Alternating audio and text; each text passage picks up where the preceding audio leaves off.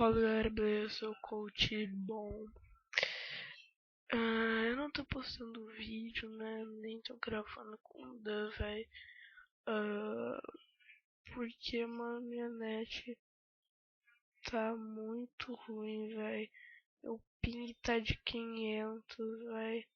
Eu não consigo fazer quase nada se tô olhando o vídeo. Agora, nesse exato momento que eu tô editando e gravando esse vídeo, velho.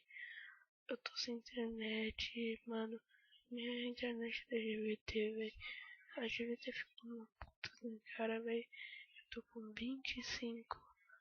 Paguei, né? Tô pagando. Não sei o que pago, né? Mas tô pagando 25 mega, velho. 25 mega pra ter uma bosta dessa. Então, só queria falar isso, por isso que eu tô postando vídeo, velho. Obrigado aí, mano. Valeu, falou. Fui, velho.